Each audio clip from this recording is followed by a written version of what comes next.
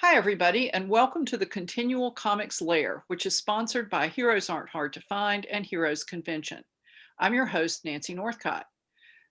This time, we're discussing comic books as inspiration for novels and other fiction. My guests are Samantha Bryant, Patrick Dugan, Eilis Flynn, and Darin Kennedy. And I'd like to ask each of them to start with what their background is with reading comics, just in general. And Samantha, if you'll kick it off, that'd be great. Sure. I would describe myself as a diverse but shallow comics reader in that I've read a little bit of a lot of things. The way comic books came into my life were mostly secondhand through a used bookstore that was on the avenue in the town where I grew up. I was allowed $1 every time we went to the store, and for that $1, I could get 10 comics, but you never knew what would be in that box. So I've read a little bit of a lot of things. Patrick? I started off kind of the same way, going to the used bookstore and getting whatever was in the used box.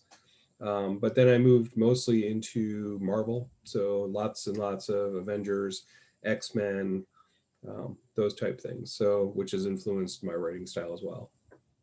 Okay. Eilish?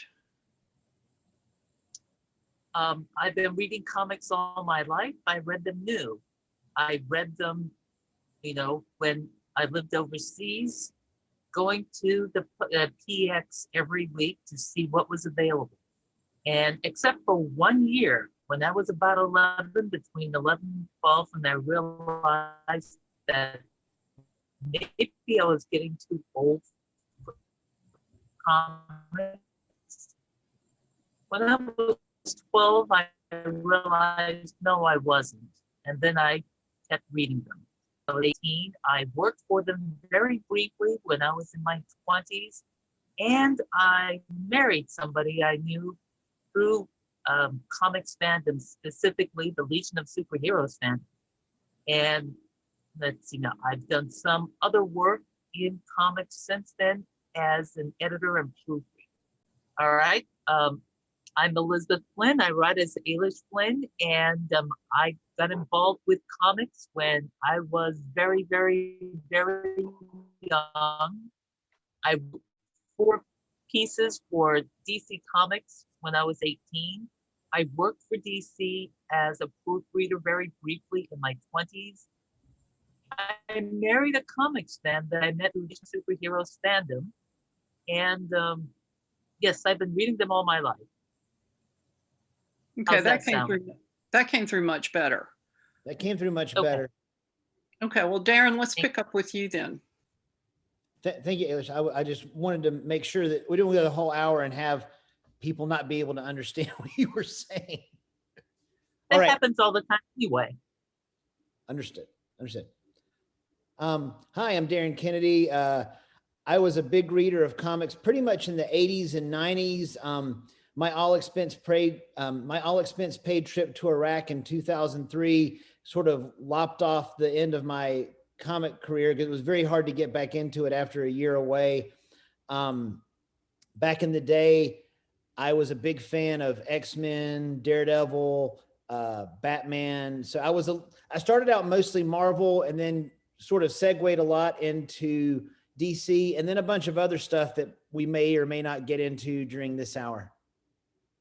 Well, we'll probably get into it, but that's a good place to pick up with what everybody's favorite books were back in the day when you started reading, or if you're still reading, what your favorite books are now.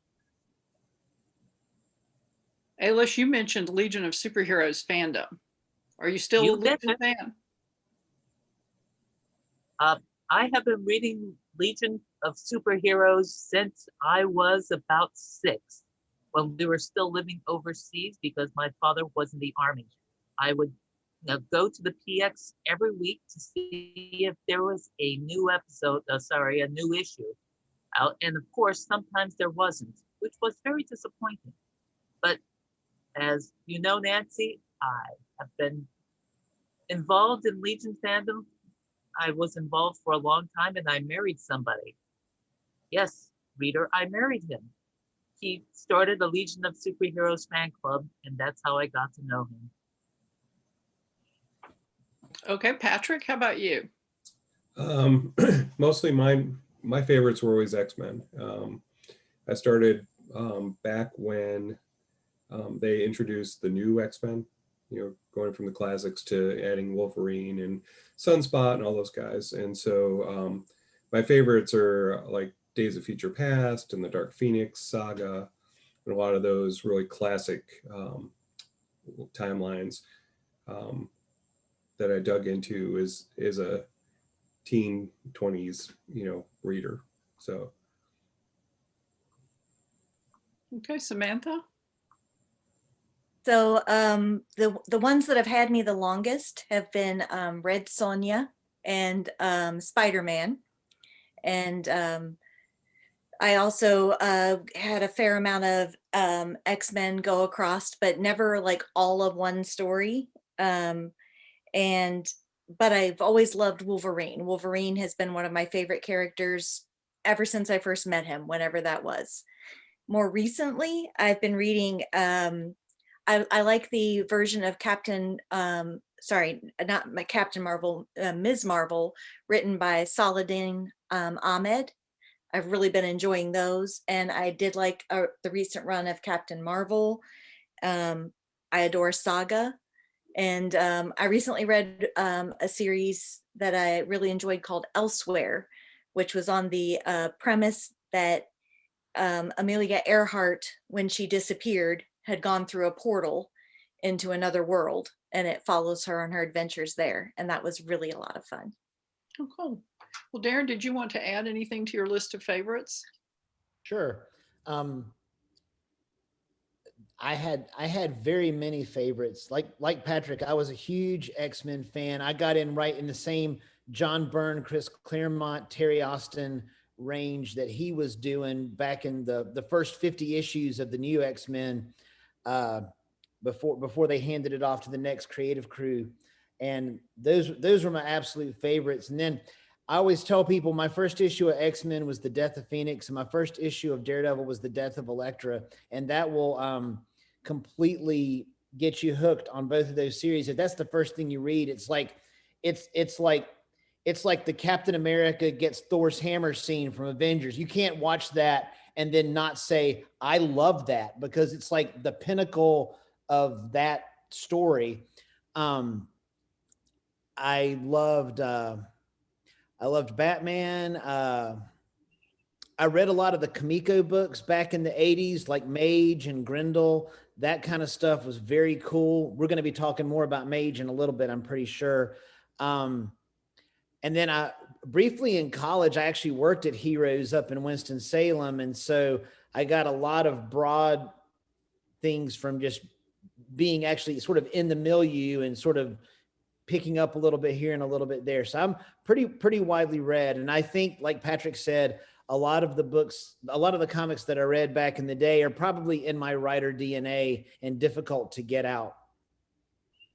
Hey, Eilis, did you want to, were you done, Darin? I'm sorry. I was gonna say, you are what you eat.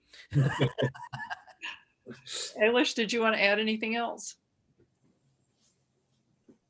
No, Okay. no. What I've noticed is that everybody seems to, they're all Marvel. And of course, since I grew up with DC, I did Marvel. And of course, I grew up with Marvel in the 60s. And so I always thought that they were all very male-centric, but of course, comics are. Yeah, So well, it makes you feel I'm just sitting here confused with this. I'm sorry, I talked over you. What did you say? No, I finished. No, what were you saying? Oh, I was just going to say, that I'm a DC person, so you're not alone here. Yes. But, you are our hostess. It's these other people who are, oh, you're Well, young. Yeah, but when have you No, ever known me no, to there's- hesitate to add my opinion to something? This is true. But Yeah. I was just amused at how you're talking about, the death of Elektra. And I'm thinking, I was an adult when that stuff came out, you know. So it was long. No, again, it basically, I'm just saying this really dates me when that came out. That's it. Well, we won't tell anybody. So, but now that we've talked about Thank you. what's kind of in our comics DNA, how about tell everybody what you write and how comics influenced it? Patrick, would you like to start? Sure thing. So I have a series called The Darkest Storm. It's a 3-book series. It starts with Stormforged, which is set in a dystopian world after the superheroes have been outlawed. So mine really came from not so much what I liked about superheroes, and especially Marvel in particular, but what I hated about them, because I always felt like, Jean Grey dies, she's back to life. I mean, it's just constant. It's like you die, you come back. There's no consequences for using your powers. There's no, there's, they have these giant fights, and, there's no collateral damage. And so what I wanted to do was take comic books and set them more in a real world setting, in a world where people got sick and tired of, characters taking a school bus and using it to pummel somebody else and killing all the kids inside. So that was more my premise. And it actually came from, my son was watching Power Rangers, and I was like, the people of Angel Grove have to get to the point where they're like, will you just leave? It's like every week something comes and stomps through downtown Angel Grove, and, everybody runs, it's like, come on. So that was, it was a lot of things that I got tired of as a comic fan, that I was like, okay, well, there needs to be real world rules around this stuff. So one of my characters throws lightning, and it actually burns his arms. So his arms are massive scars all the time, because that's, when he uses power. So Consequences. yeah. And so there's consequences to actually using. You actually have to think about what it does. And, after people got sick and tired of being collateral damage, they rose up and outlawed them and shackled them. So that is the 3-book series, follows Tommy, who's trying to get his father off of death row for superheroes.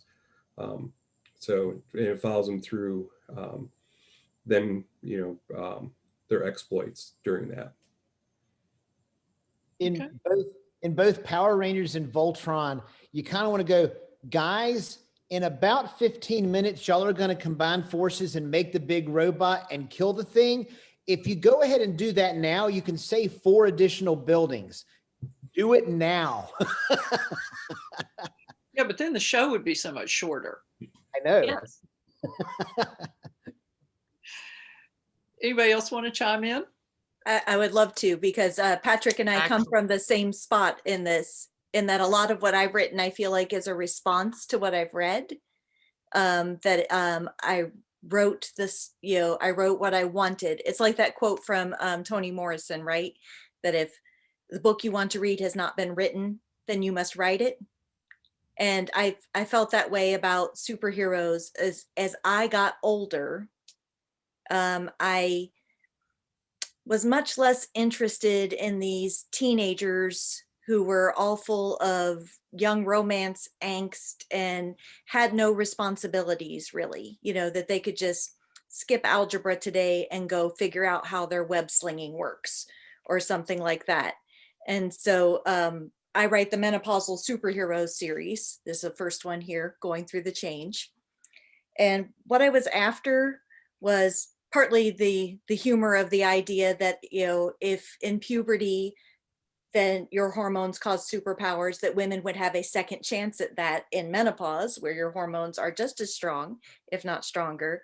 But also I wanted to get to play with adult characters in this sandbox. I wanted people who have jobs and partners and children and pets and all kinds of things that make it a pain in the butt to have all these suddenly strange abilities changing your life. And so like Patrick, I started with what annoyed me or what I wished to see that I wasn't seeing, which was women, adults, and people with actual lives that are something besides just a cover for their superhero life. Okay. Anybody else? Eilis? Oh, well, to tell you the truth, Samantha, when you were talking about, menopause and anarchy, it reminded me of when my husband was the marketing guy at DC Comics for a few years, and he had to figure out how to publicize Amethyst. And he described Amethyst as a character because she changed, whenever she needed, when the plot needed to. He described the character as going through puberty time and time again. So you just reminded me that, yes, they were just thinking about it as being an interesting thing, but what they didn't consider, because of course they're all male, is what kind of the flood of hormones and emotions that would have entailed. I know that they are redoing the character these days, and I haven't really checked on them, but you just reminded me that I probably should, just to see how they're dealing with that, if they are. Well, she made an appearance in Teen Titans, or no, Young Justice. It was Young Justice that relaunched Amethyst and Gem World. But I haven't been reading it because I was never an Amethyst fan. I mean, she seemed to be a pretty strong character for the issues of Young Justice that she appeared in, but I haven't followed her since then. Anybody else? Amethyst? Yeah. Don't know much. Amethyst. Princess of Gem World. Yes. It's, so how does your writing reflect or respond or react to what you read growing up or still read? who, me? Yes, you. Me? Okay. Well, I kid, I was very young, long, long ago, literally another world, maybe.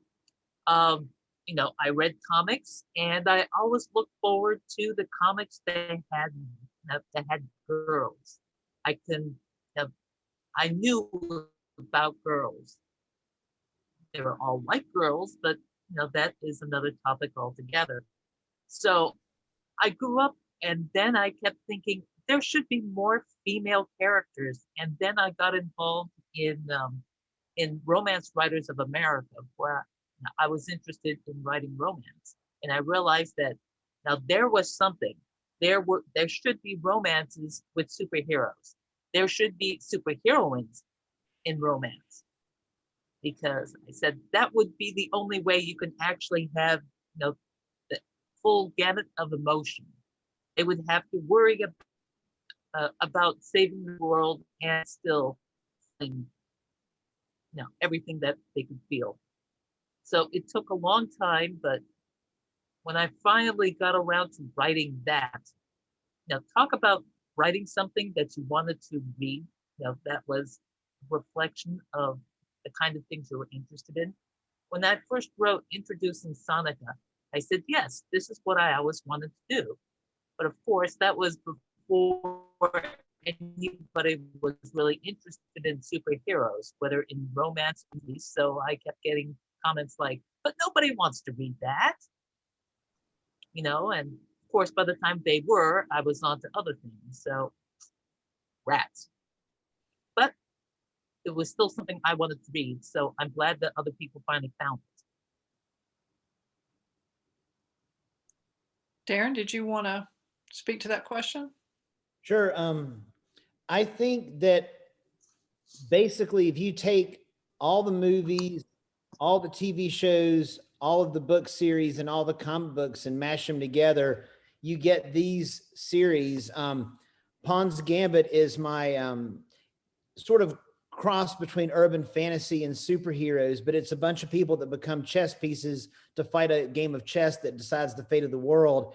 And X-Men is in there because it's a team of a bunch of people with completely different powers, but they're stronger together than they are separately. There's Mage by Matt Wagner, which is one of my 80s comics I was talking about earlier, because it's very much the reluctant hero found by the ancient wizard, told, I fully understand that this is not what you had intended for your life. That doesn't change the fact that this is what you're going to do.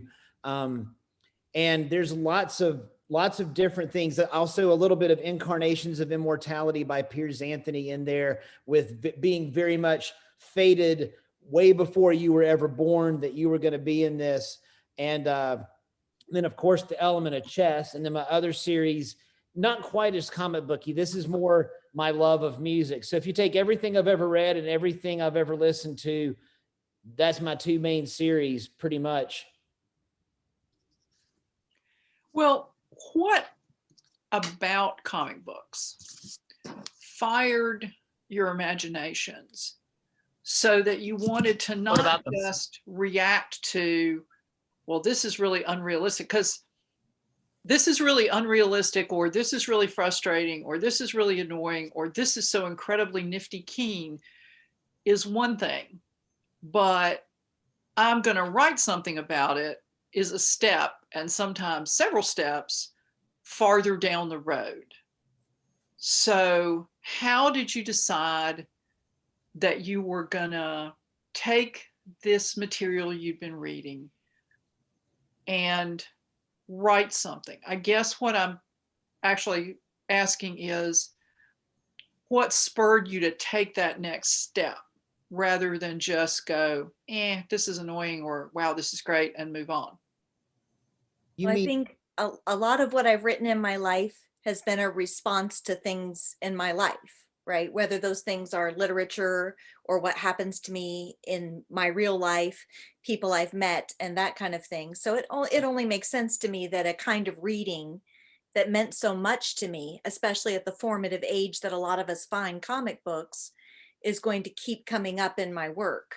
And, you know, even my work that isn't superhero, I can see the influence of some of these stories that I've read in, because I come back around to certain kinds of character tropes that appealed to me in comics first. Things like, you know, I'm such a sucker for a reluctant hero. Reluctant heroes are my jam in any genre, whether they're superhero characters or cowboys or heroes in a romance or science fiction. It doesn't matter. You know, I love my reluctant heroes, but I found them first in comics.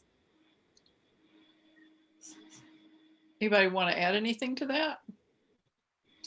Well, actually, I grew up in Japan, so there were, I read a lot of comic books, but I also, American comic books, but I also, was very involved with Japanese manga.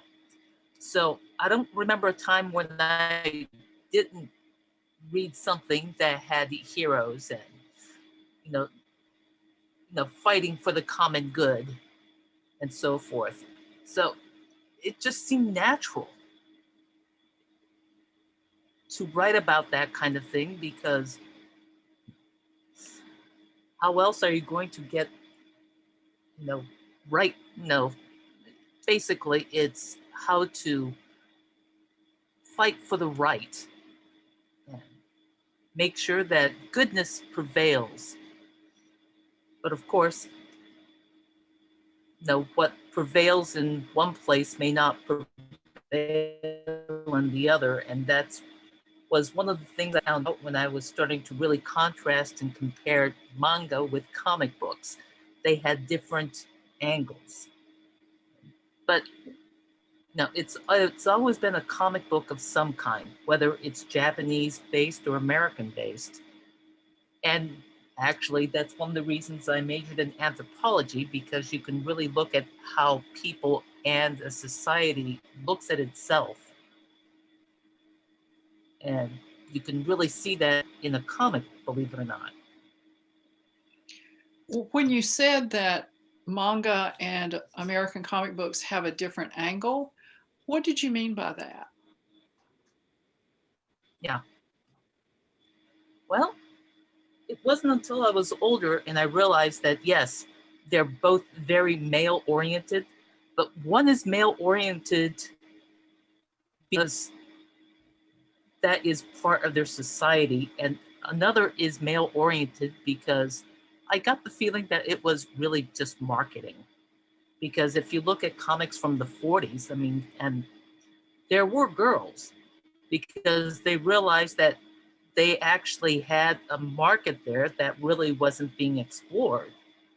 So, it wasn't until the 50s that you saw the last of those really start to die down.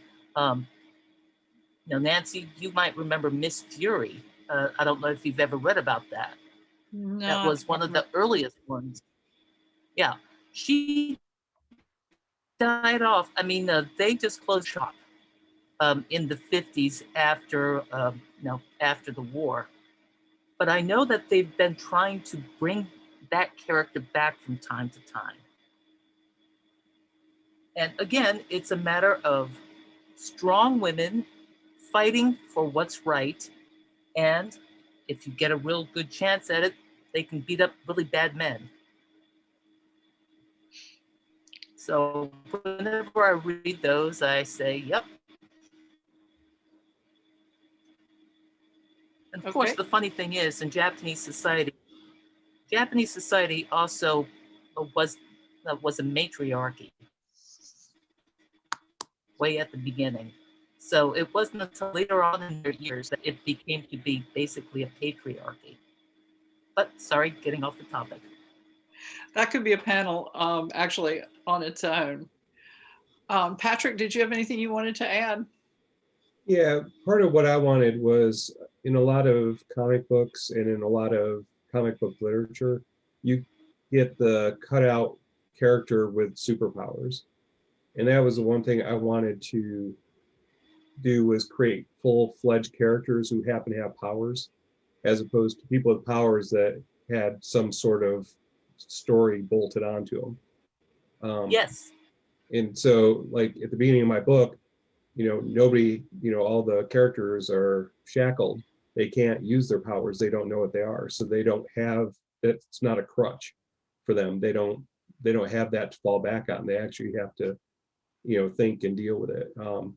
And when I first started getting into comic books, I was in middle school and was dealing with bullies all the time. And then, it really explores, the whole thing with Tommy having superpowers, but he's the low man on the totem pole and the one who's being bullied until he gets even. So, it's there was just a lot of different aspects of things that I wanted to dig into that you don't normally get in a classic comic book format. And Yeah, that's something for me too, is looking for stories that are more character driven in a bigger sense. I want to see more of the character, different facets, see them in different situations. And in a comic book, you've only got a few pages, and we're going to focus on the fight and the conflict with the bad guy. We're not going to focus so much on what's date night like, or how are they managing to pay their bills, right? Yep. And the novel gives us room to explore all that. Right. Like a lot of people, they like to eat. Yeah. A lot of people brought up that, Tommy has a good relationship with his mom, and that's unusual, in that kind of book, because usually it's like, oh, I'm a loner, and he's kind of a mama's boy. So it's just, you get to play with a lot of different ideas when you're not constrained to having somebody else drawing your pictures for you, and all your stuff has to be in thought bubbles, so I just thought it was a lot of fun to bring that world to life. Darin, did you have anything to add? I've been sitting here thinking about how to answer your question, because I think your question is a two-part question. The first part is, what is it about comic books that draws you to them? And then the second part is, why did you feel compelled, after being a person who enjoyed consuming those things, to making your own? And the two are probably very related, and yet they're different questions. I think what draws me and a whole lot of people to comics, and I think was one of the most fascinating things of the last 10 or 15 years, is that it's suddenly okay to like Thor and Captain America and Superman, and you can make the best-selling movie in history, period, is Avengers Endgame. I mean, or was it Infinity War? It's one of those two, with the other one being second. But and so I think that everybody likes to see, you know, we live in a very gray world, and I think having it where it's a little bit more black and white and you can see good triumph and sort of rekindle hope in your heart is a good thing. And I think that's a lot of why people go to comics, or at least the superhero comics. I know there's a lot of different types. And also, since, I mean, for thousands of years, we've all done mythology of one type or another, and comic books are just another form of, you know, mythology. You know, the Greeks learned about Hercules, and we literally watched Thor, you know, do his thing. That's not a whole lot different. It's just we understand that we understand that what we're watching is fictional, or at least most people do. I would hope.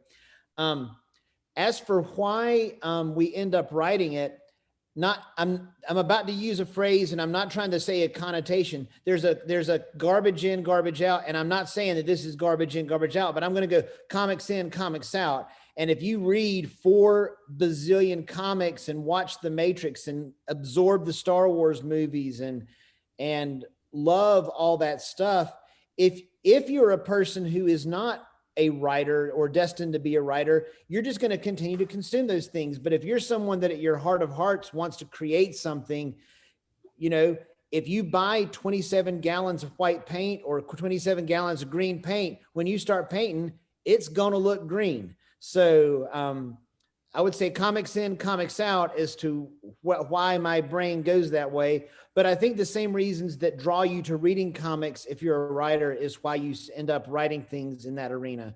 Sorry, that was a very long-winded answer. Well, and, you know, and picking up on, no, Eilis, go ahead.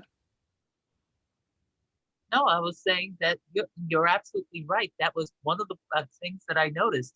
They didn't seem to, now a lot of the writers seem to read too much of their own work, of their own thing, instead of trying to have a broad base of what they read. So it became very incestuous in a lot of ways, if you understand. Mm-hmm. Sorry. No, that's fine. But it kind of brings me back around to something that you touched on, and that Patrick mentioned with the issue with the bullies, which is, at one point, comics really were not cool. I mean, they were not mainstream. No. I remember my parents were eagerly awaiting the day I would stop spending my allowance on this stuff. And there was a movie back in the 80s, Corvette Summer, that starred Mark Hamill and Annie Potts. And Mark Hamill had built this Corvette that had been stolen.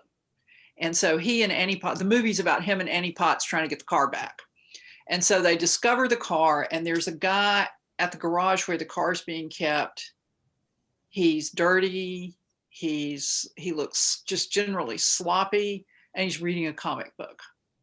And he's reading it by turning it inside out, which is just like, for comic book fans who go to that movie, it's like, oh, I mean, this is like even worse. But that comic book was shorthand for loser. This guy's not very smart. He's not cool. You know Mark Hamill's going to clean his clock in one of these scenes coming up because he's reading a comic book.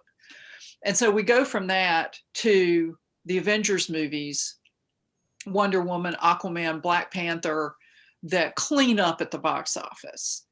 And as we've been talking about it, I've sort of been wondering, why do you think we made that shift over a period of about 30 or 40 years? Do you remember seeing it happen? Do you have any theories about how it happened? There started being some very rich and influential geeks. Yeah, money. Yes, you're right. Money. Made a lot of money. grew up. It was money, and the geeks grew up and actually started to be in charge. Because one thing I noticed is all the names that a bunch of names I remember from being a fan when I was young, they were starting to make the movies. They were starting to make the movies they wanted to see. So it's interesting and kind of frightening about the fact that this is how how much money is being made. And now everybody is coming out of the woodwork and they're saying, I've been a comic fan for 5 years. Now, who's the Superman guy? And why don't we see any really great movies from him from Marvel? At which point you want to slap that person, and because you really shouldn't, because you just have to explain that no, Superman is not a Marvel product. And of course, we've told many jokes about people who get Superman and Spider-Man confused. But all that has come up because of money. If something makes money, it suddenly becomes respectable.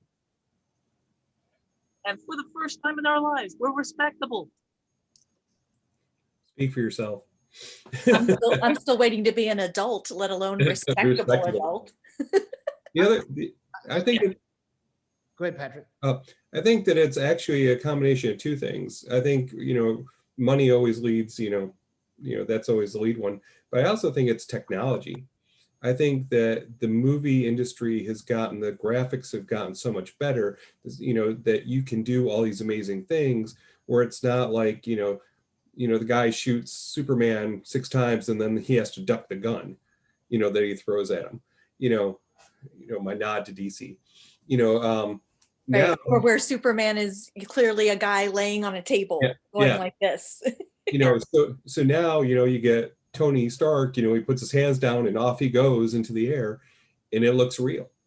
And I think that really inspires people because especially in the crazy world we're in, sometimes you just need a hero. And I think that it's a throwback. Captain America is one of my all-time favorites, but I think he is a throwback to, that idea that, the good guy's going to win. And you're, watching all these bad people get ahead and you're like, then you get Captain America and you're watching him take down all these people who are just bad. And I think there's something innately satisfying with that as an audience to connect with those things. When they released Superman the movie in 1980, I think it was, the tagline for the movie was, "You'll believe a man can fly." Mm-hmm. That's how they sold it. That was in all the ad copy. And so that kind of speaks to your point about technology, is that it's not hokey. I mean, I remember my grandfather babysitting for me, and they were rerunning the old Adventures of Superman with George Reeves. Yeah. And it was just like Samantha said. It was like Reeves was lying on a table with his arms and legs out, and it was a cutout of him that they put kind of a blurry moving background behind. And so that's what I think the generation that grew up with that TV show remembered. And so I think they were maybe trying to sell the movie as, this is not that Superman. This is a new Superman and you'll like it, kind of thing. It's not your father's Superman. The technology definitely did make a difference, though. You think about things like, I watched the Incredible Hulk TV show with my daddy when I was a little girl. And, the best we could do was to have 2 different men playing Banner and playing the Hulk. And what shade of green he was varied by the makeup job. But, you compare that to what they can do now, where they can use the same actor in both parts. And he, most of the time, looks kind of real. Like you feel like, he could really exist. Yeah. Do you all remember a show called The Greatest American Hero? Yep. William Catt. We have it downstairs. Yep.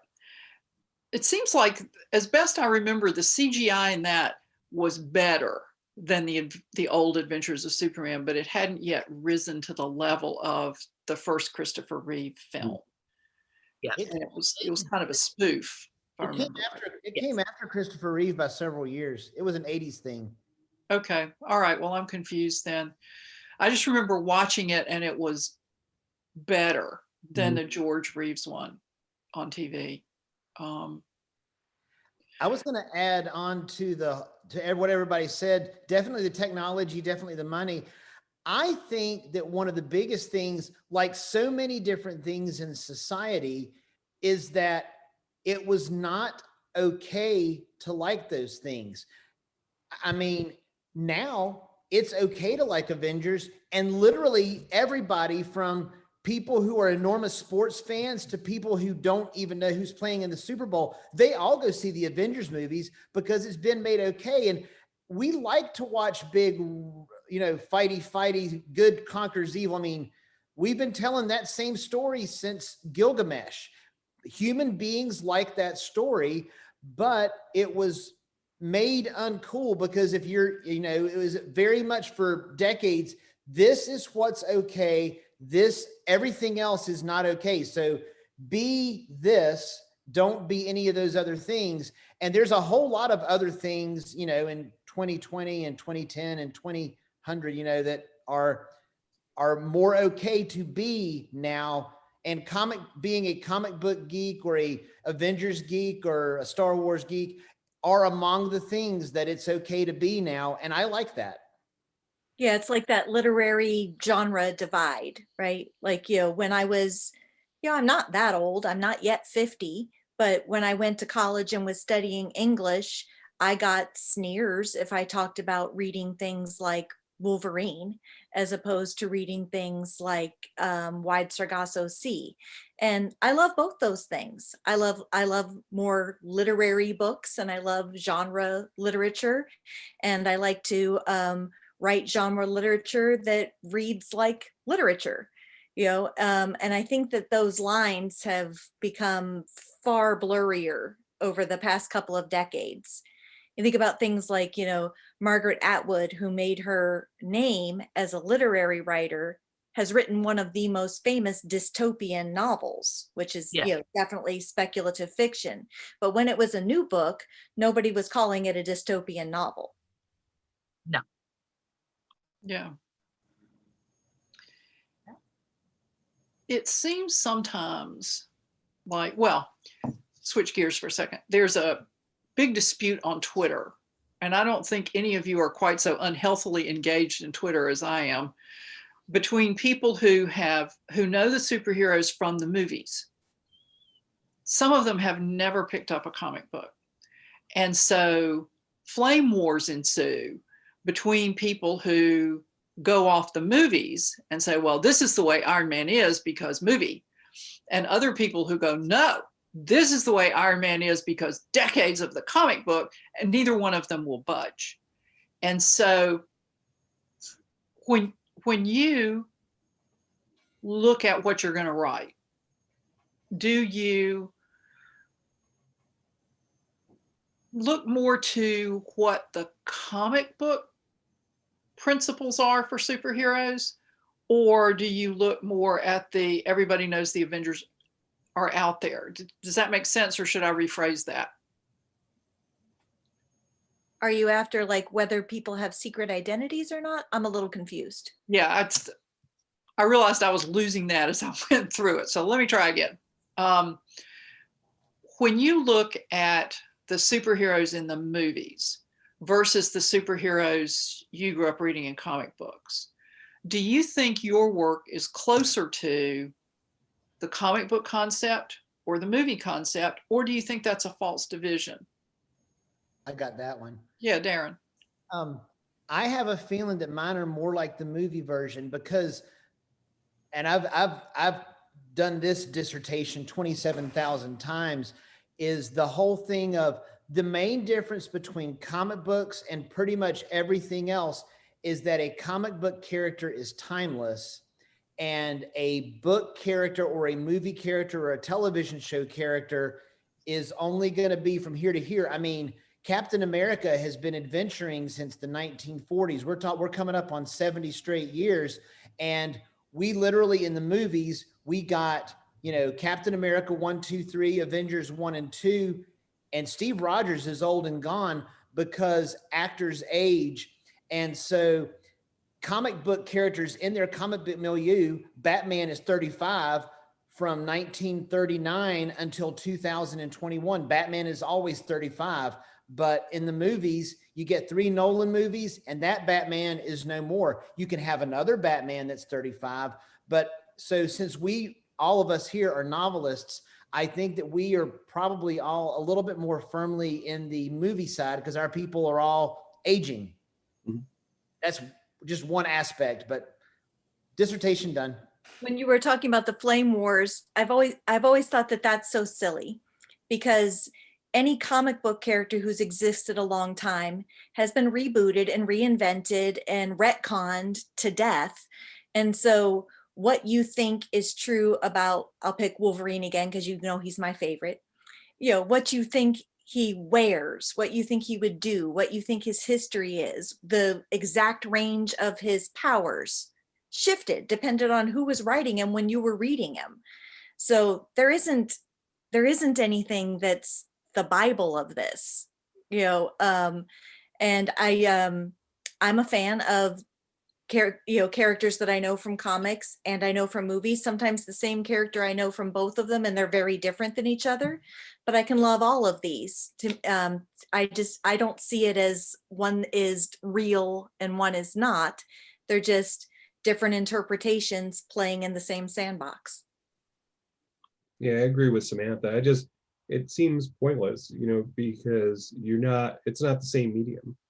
And so, like, to Darin's point, you can't play Captain America for 70 years, with one actor, unless you're Harrison Ford.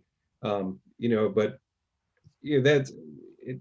It just, pick your poison. I mean, they keep bouncing people all over. You're dead, you're alive, you're here, you're there.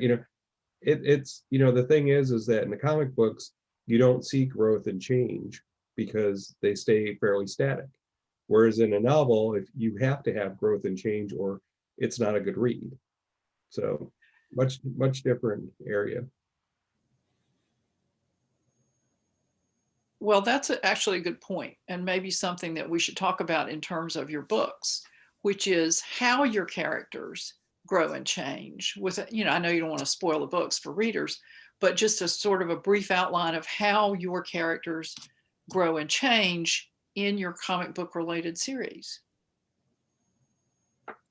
So in the menopausal superhero series, there's a range. There's 4 women who are at the heart of things. And one thing that I did was play with what effect would all of this have on the relationships in their lives. And so even when you get to the end of the 4th book, we've only had a range of about 3 years have passed from book 1 to book 4. So it's not like they're a bunch older or anything like that, but things have changed. Somebody got divorced. Somebody thought they might have to get divorced, but they worked it through. Somebody else fell in love and started a new relationship. And all of these things, coincide with the learning to deal with powers and taking on different roles in life because of their powers that then affect other parts of their lives and the decisions they make and who's at risk for what and everything. So, I think they change similarly to the way characters in any of my books might change. They have experiences. In this case, those experiences include things like transforming into giant lizard women and being able to throw cars. But, experiences change people and have effects on the people who are in your life because they change who you are. And in my books, Tommy is, 17. And so he is learning how to deal with loss. He is grappling with the morals of, he's killed people, in the books, people die. And, and he has to grapple with the fact of, if he's the one doing the killing, how is that impacting, the people that he doesn't see, the ones that weren't on the battlefield. And so Mike Cole wrote a really interesting blog about the fact that violence isn't just on the 2 people involved. It is a ripple effect out of all these people that are impacted by, somebody being murdered or somebody being killed. And so it really was a lot of that is, he's dealing with, am I a bad guy because I'm fighting to save my own life and killing people to be free? And so it really, he's dealing with a lot of,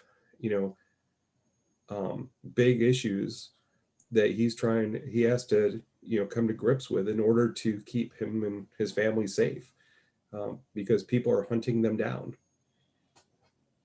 Okay. Darin, do you have anything to add?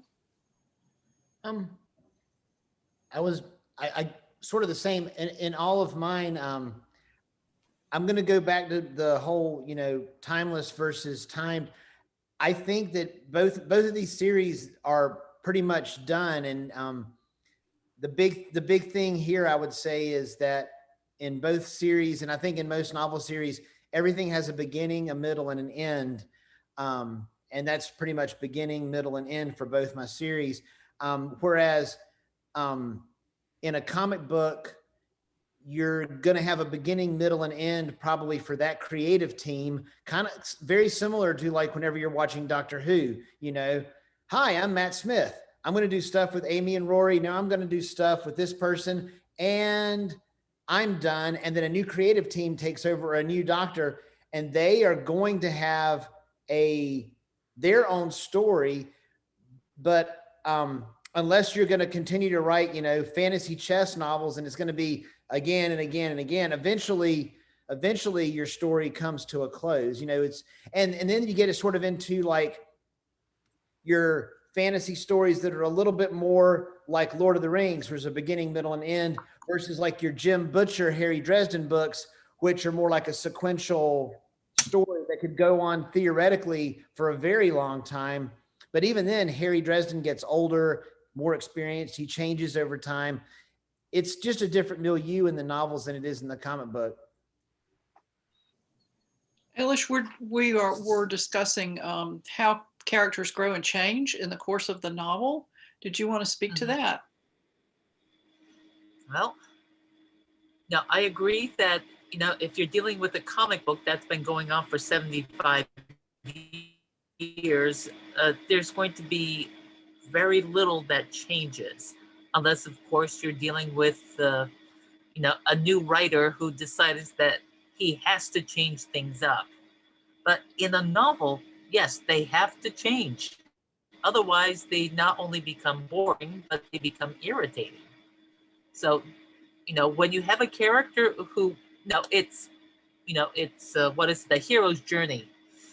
They may refuse to, start the journey at the beginning, but what they go through that journey, they find themselves changed, if nothing else, because they actually took a step to do something different. I mean, that was the entire thing about when I wrote introducing Monica. She didn't want to go into the family business, which was being superheroes. They had died horribly, and she said, I'm not going to do this because, reasons. But at the end, she actually took up the mantle. So she said, yes, this is what I was meant to do. Also, sounds kind of Japanese. So took me a long time until now, in fact, that, wow, that a lot of that Japanese background is showing up in this case. We know that kind of. Yes, they must change. I was going to jump in real quick. One of my absolute favorite ones that ever was, you had the first 100 issues of Wonder Woman that came out in the 80s, and it was George Perez and then a whole bunch of other people. And then with 101, John Byrne took over. And on the very first page, he completely changes Wonder Woman's costume, changes her bracelets, decides he doesn't want to draw all the little stars on her pants. So he puts one star on each side and changes her outfit and changes all this stuff. And then he writes it for 36 issues. And on the last panel of 136, the last panel, he changes her costume back, changes her bracelets back to the way they were, puts all the stars back and says, okay, I'm done. And then leaves. I will never forget that. I just thought that was so funny. And I could just really see him going, yeah, I'm not going to draw all those dumb little stars for 3 years straight. I'm just not going to do it. And I still think that's one of the funniest things I have ever seen a comic book artist do. And those are some really good issues too. So that was a visual retcon more than a character retcon.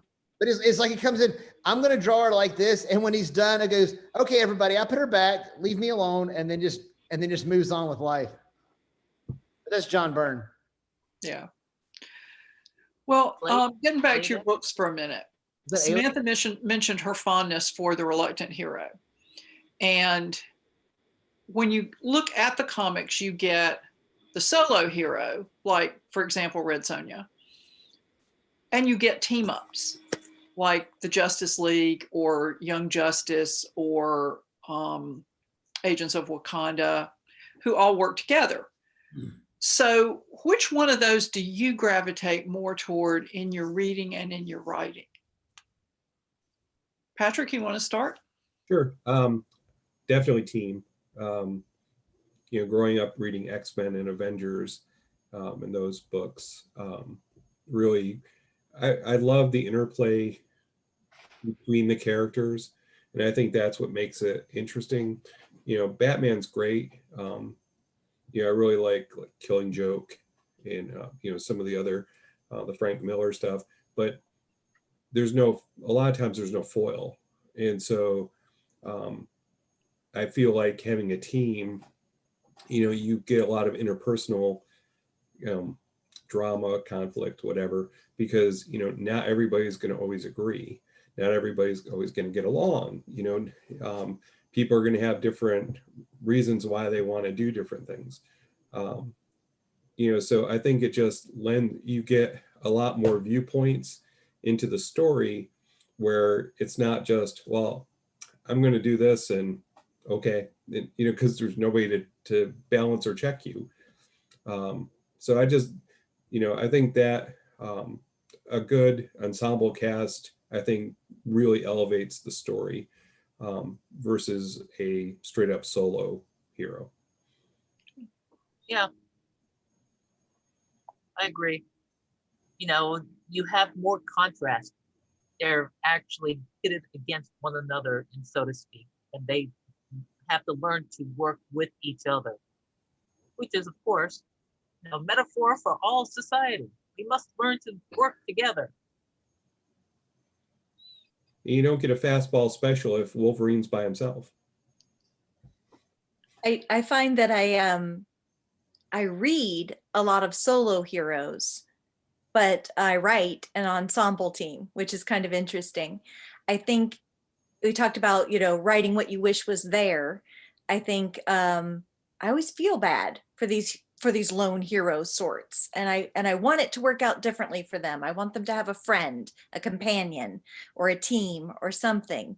And so, my own reluctant hero is Patricia, the lizard woman of Springfield, and she definitely has been a loner most of her life and resist letting anybody have any say over what she does. She regards it as being independent, whereas some might regard it as being foolishly stubborn. But she, over the course of the book, she starts to let some people in. And I think that's my response to that is like, a lone hero is not sustainable. You can't be a lone hero too long without losing something of your humanity, your connection. Things get weird. Even for introverts like me, things get weird when you are alone too much. You do need people. And so I like to take those loner type characters and then not let them be alone.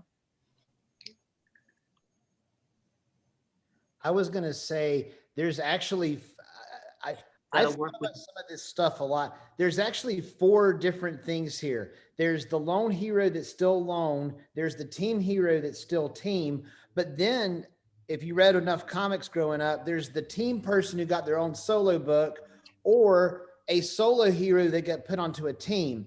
And so what I can tell you is that I like reading Batman and Daredevil because they're both really good solo things and they work really, really well. And I loved reading all the Chris Claremont X-Men or Micronauts or, all these different team books.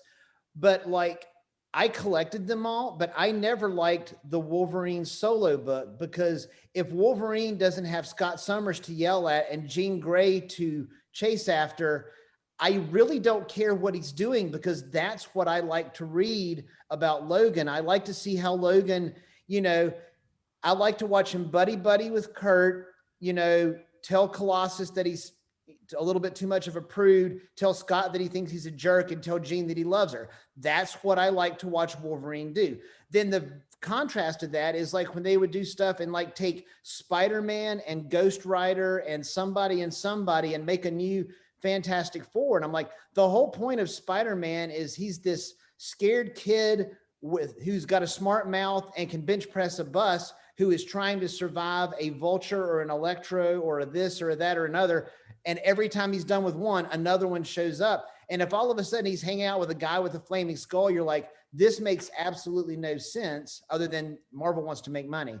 So I like my solo guys and I like my team guys, but when it's kind of like, don't get your chocolate in my peanut butter, or don't get your anchovies in my peanut butter, I guess, in this particular analogy. Well, and you know, there's actually another aspect of teams in comic books, and to some extent in books, and that's the aspect of found family. It's you don't maybe fit anywhere else, but you fit here. And I sort of think that was very, very popular when to be a nerd was to be isolated socially.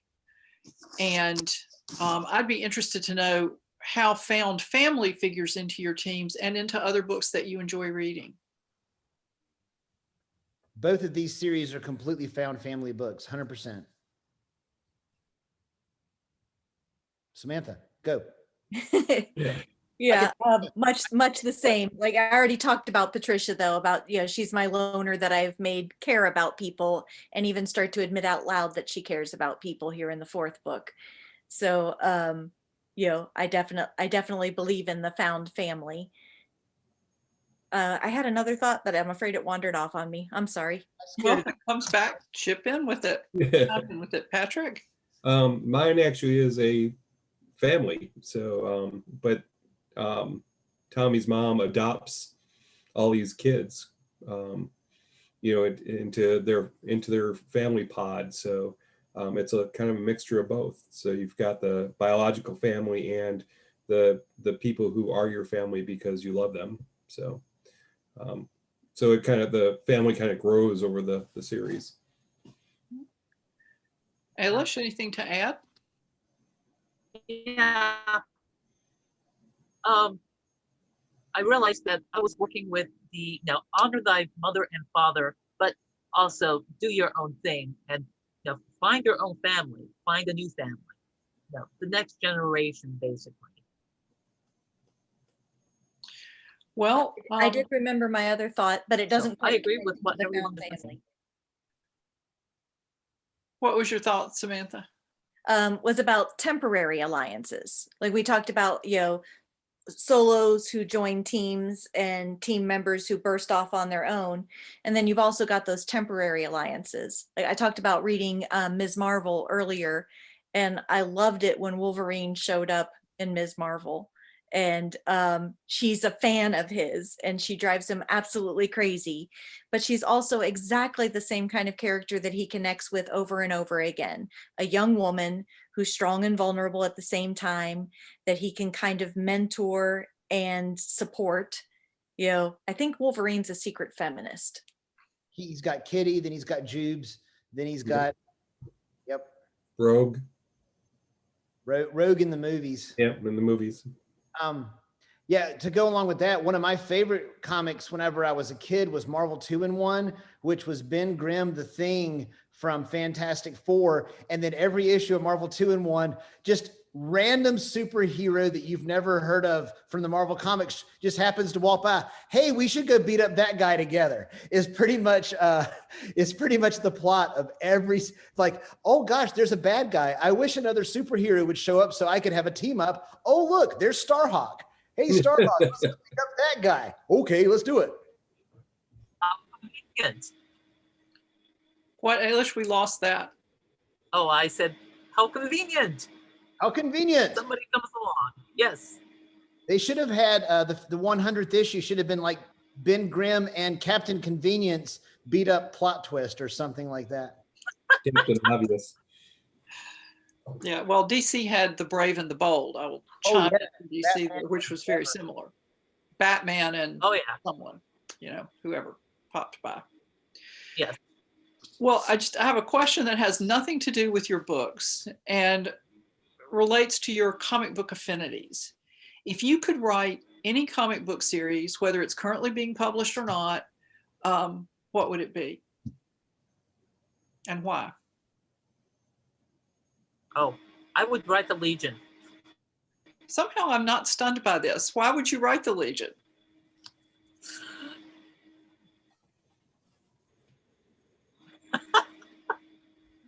Why would I write the Legion?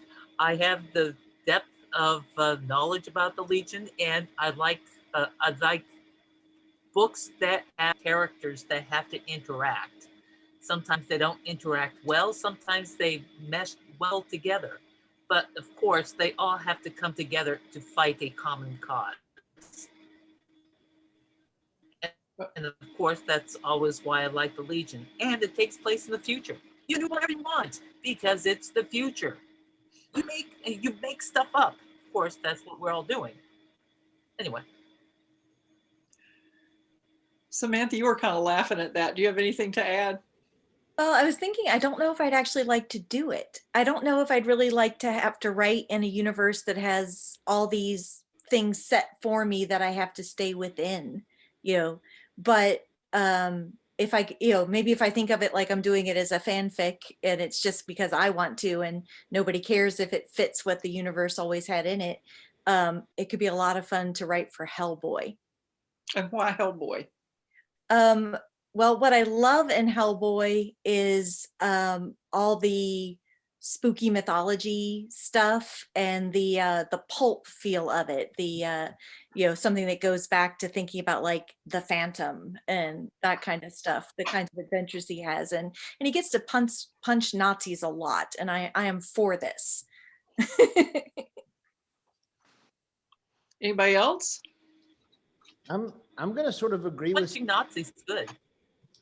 I'm sort of going to agree with Samantha on this one. Is unless I felt like I could write Daredevil better than Frank Miller, or X-Men better than Chris Claremont, or Micronauts better than, was it Bill Mantlo?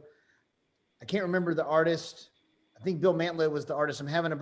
If I couldn't write it better than the stories that I already love, I wouldn't want to do it. But I think it would be a lot of fun to write one Batman story. I think that would be it. But after having read things like, The Killing Joke or Batman Year One or The Long Halloween 1 and 2 or any of those, I don't know that I would want to write The Long Halloween, but it's already been written. That's what I would want to write, a 12-issue thing that takes over every single holiday with one of the Batman villains. That is literally exactly what I would write, and it's already been done. So I'm going to go with some. But there are a lot of holidays. There could be a bunch of other holidays. There could be. Think of all the holidays that you could do fun research into. Think of how you can have Batman addressing them. Yeah, for a pseudo New Yorker, Batman's never done Yom Kippur. Probably not. Yeah. Yeah, Patrick, I'm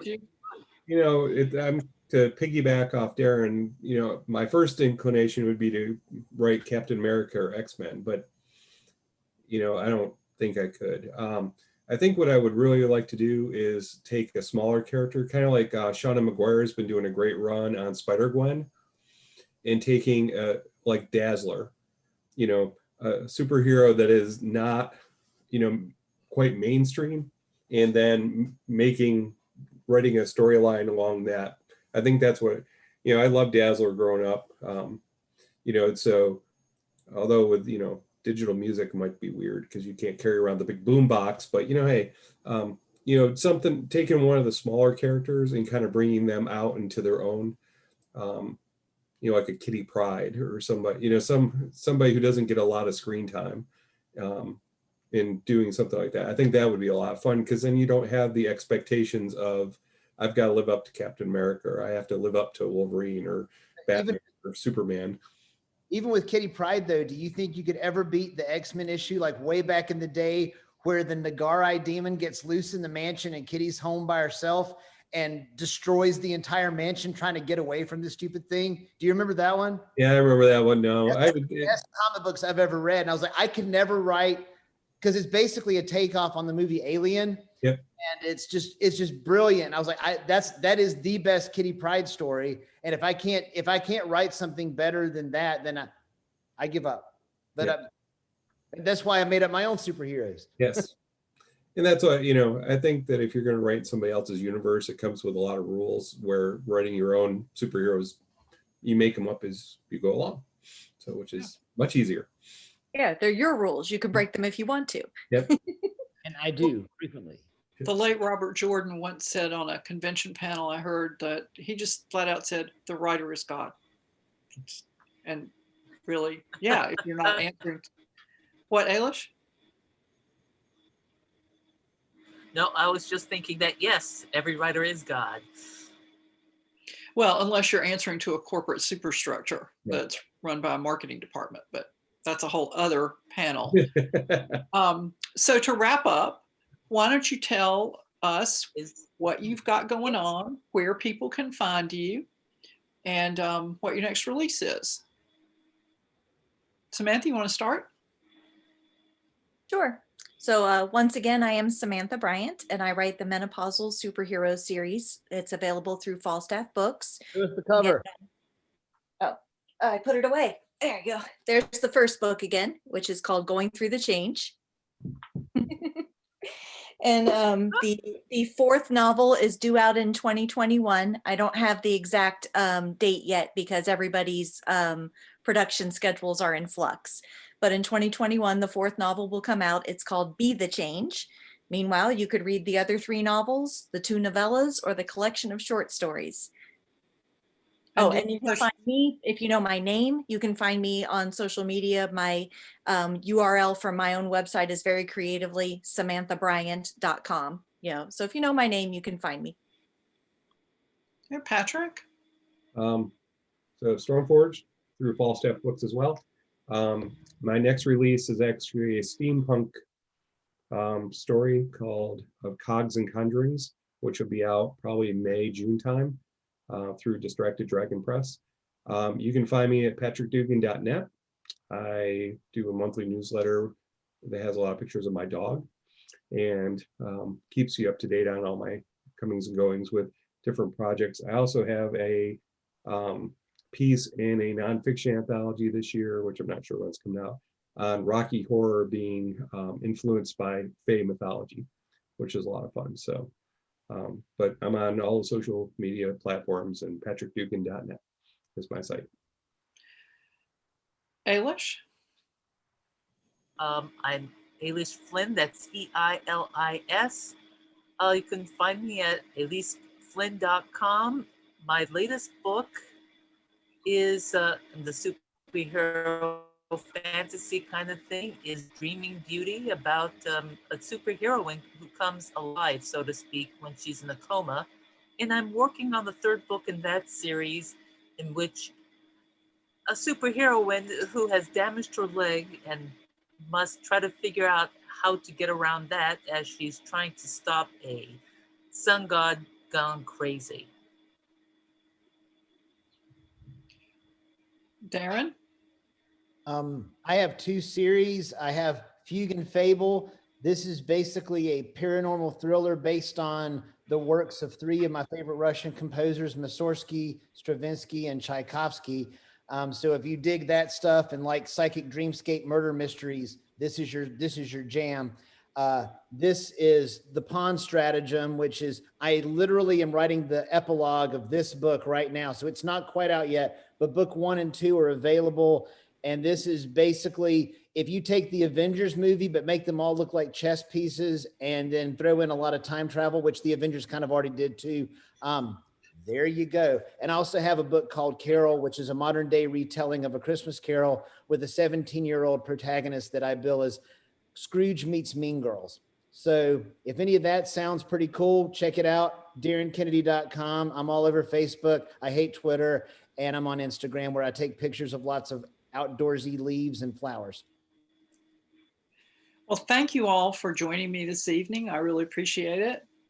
And thanks to everyone who's watching the program, and to our sponsors, Heroes Aren't Hard to Find and the Heroes Convention. And you can find more information about them at www.heroesonline.com.